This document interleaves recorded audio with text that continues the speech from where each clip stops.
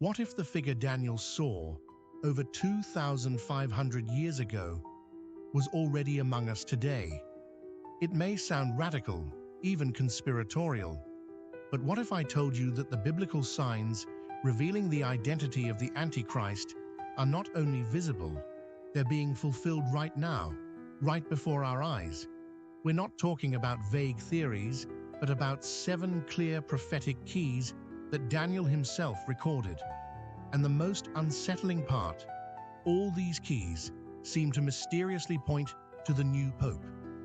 In recent years, profound changes have occurred within the most powerful religious structure in the world. A new pope has been chosen, with roots and speeches that directly echo Daniel's prophecies. While many see him as a symbol of renewal and peace, others are starting to notice signs that can no longer be ignored. Words like global religion, new spirituality, and world unity appear frequently, and all of them are deeply connected to the figure of the Antichrist, according to the Bible. In this video, you will discover how these 7 keys revealed by Daniel fit, one by one, into today's global events. We'll break down each detail, from the European origin to the 3.5-year reign, and how all of this may be tied to the new pope. And in light of this recent papal appointment, a pressing question arises. Has one of these keys already been unlocked before our very eyes? Or are we about to witness the prophecy unfold before all humanity? Stay with me until the end, because what you're about to discover might completely change the way you see the world around you, your faith, and the time we're living in. Like, share, comment your thoughts, and subscribe to the channel, because here we investigate the truth that many are afraid to expose. Daniel wasn't just another young Hebrew taken captive by Babylon. He was one of the few who, even surrounded by a pagan and oppressive culture, kept his faith unshakable. He served as a counselor to kings like Nebuchadnezzar and Darius, but also as a prophet who saw beyond thrones and empires.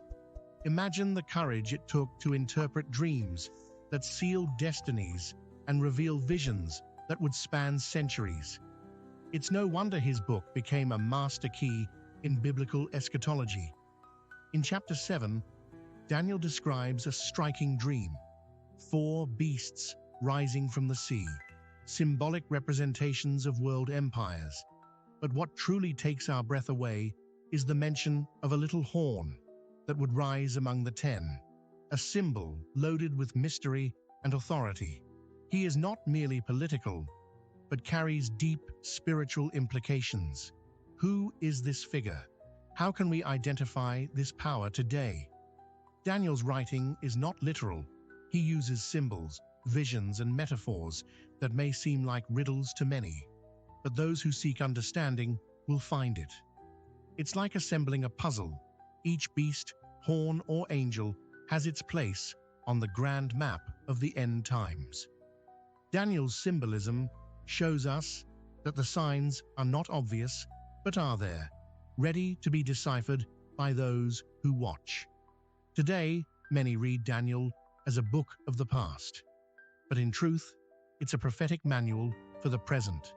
When its codes are combined with the words of Jesus and the book of Revelation, they unveil a hidden script unfolding before our eyes. And when we look at the current structures of Europe and the Vatican, we realize the prophetic stage is nearly set. First key, Daniel describes the 4th beast as terrifying, unlike any other, a clear representation of the Roman Empire. And while many believe this empire vanished, the truth is that it merely fragmented. Modern Europe is the direct heir of that structure, with its political, philosophical, and religious roots deeply intertwined with Rome. The Vatican, the spiritual heart of the Catholic world, remains the living link between the old empire and religion. The selection of a new pope with European origins and a background shaped by Roman traditions is a silent warning.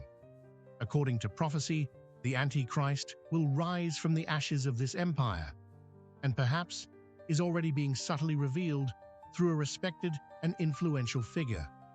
Second key, Daniel speaks of a little horn that uproots three others, symbolizing the removal of leaders or authorities to consolidate its power.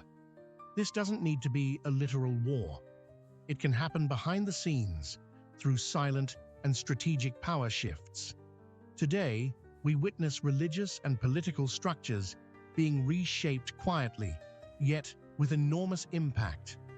With the new Pope, sudden changes in key Vatican positions are already noticeable. Influential figures are being removed, and a new centralizing discourse is emerging. This perfectly fits the prophecy. A leader who, upon rising, must eliminate resistance to rule smoothly on the surface, but with absolute control underneath. Third key, Daniel describes the Antichrist as having eyes like a man, meaning a common human appearance, but with a mouth that spoke boastfully. This points to a charismatic leader, refined in speech, capable of captivating crowds with smooth words and seductive ideas. Someone who unifies, yet behind that unity hides a rebellion against divine principles. In recent speeches by the new Pope, terms like new spirituality, global religion, and fraternal humanism appear frequently. The language seems inclusive, but promotes a watered-down faith, lacking the centrality of Christ. This is exactly how deception begins, with beautiful words but twisted doctrine, just as the prophecy warned. Fourth key, Daniel reveals that the Antichrist will not come bringing fear, but offering peace. He will confirm a covenant that brings relief and hope to the world, especially during times of crisis. However, this peace will be an illusion, merely laying the groundwork for his total and treacherous control. Today, religious alliances are gaining strength, with the Vatican leading interfaith unity projects. Ecumenical declarations promise harmony, but abandon fundamental truths of the Christian faith. It's the enemy's old strategy: win hearts with sweet promises before revealing the bitterness of deception. Fifth key, according to Daniel, the Antichrist will persecute the saints, but in a subtle, modern way, through laws, culture, and censorship. Faithful Christians will be marginalized, labeled as radicals or intolerant simply for standing firm in biblical truth. The stage for this is already being set.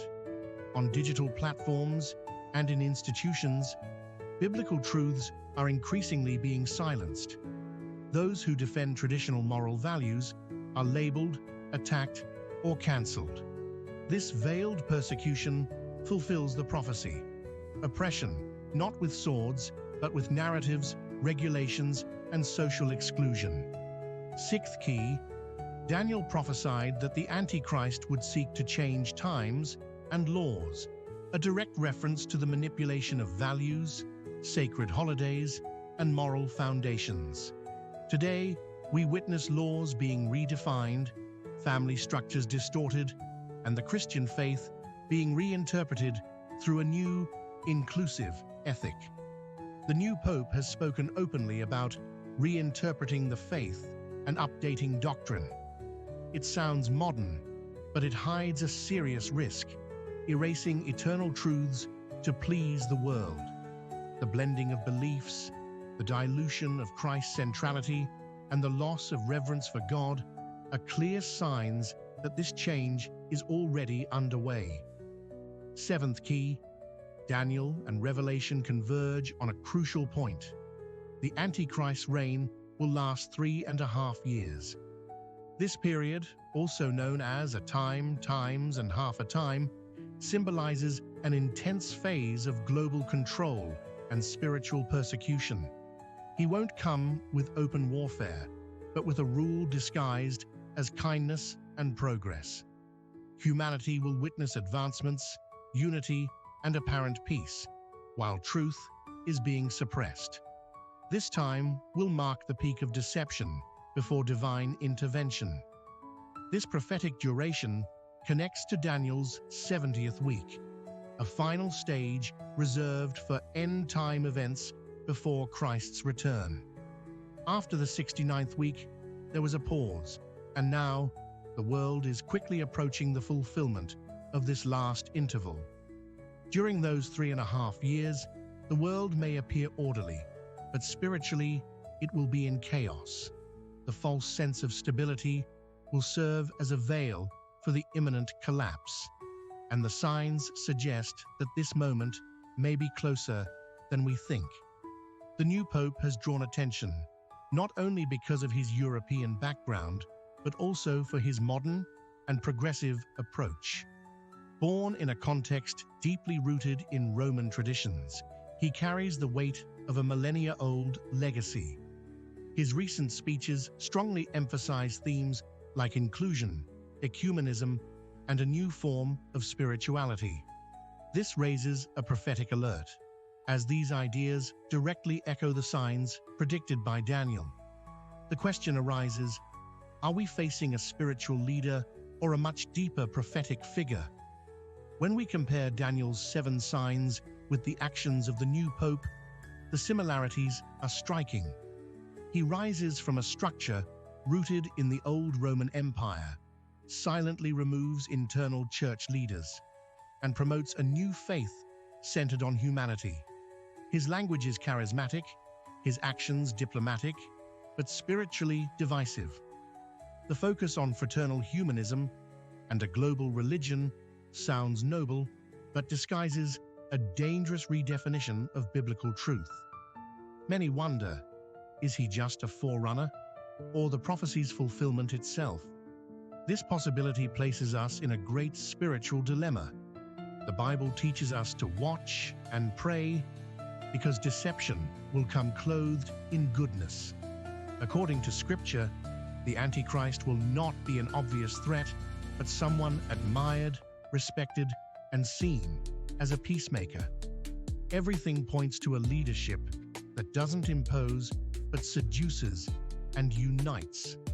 And that strategy is more effective than any declared persecution, because it can even deceive the elect, if possible. The faithful church must be more alert than ever. This isn't about making premature accusations, but about discerning the times. The new pope may not be the Antichrist himself, but everything suggests he may be preparing the way.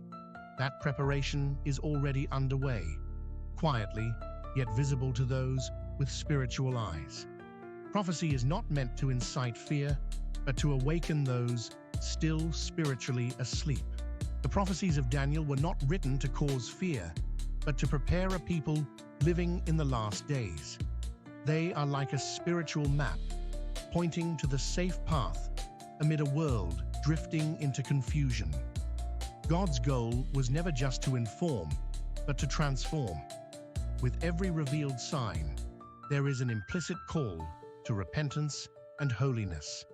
And that's what true Christians must understand right now. The faithful church plays a vital role in these times to discern, resist, and remain firmly grounded in the Word. Instead of conforming to the system, it must be the quiet, yet powerful resistance that carries light into the darkness. This takes courage, biblical knowledge, and a life of prayer. Being a Christian today means being different and being willing to pay the price of faithfulness. The good news? God equips those who truly seek Him. Spiritual vigilance goes beyond studying prophecy. It means cultivating an intimate relationship with God. Now is the time to prioritize prayer, reading the Word, and fasting as weapons of preparation.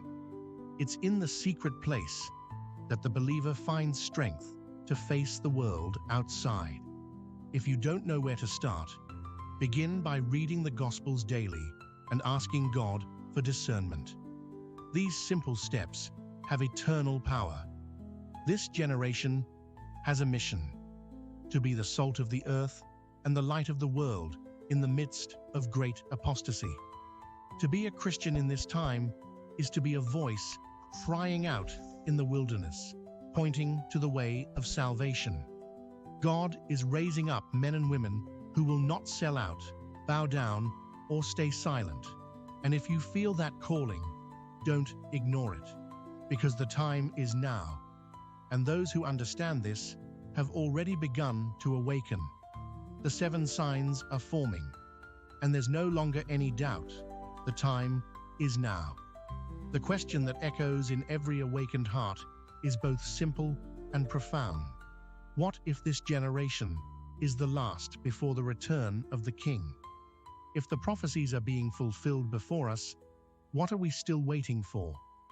Ignoring these signs is like seeing a storm approaching and continuing to walk without shelter. Are you prepared to recognize and resist the deception that's coming? Are you willing to abandon a superficial faith and dive into a life of holiness and intimacy with God? Because the Antichrist will not come as a cruel tyrant, but as a beloved peacemaker, and only those grounded in the Word will be able to discern.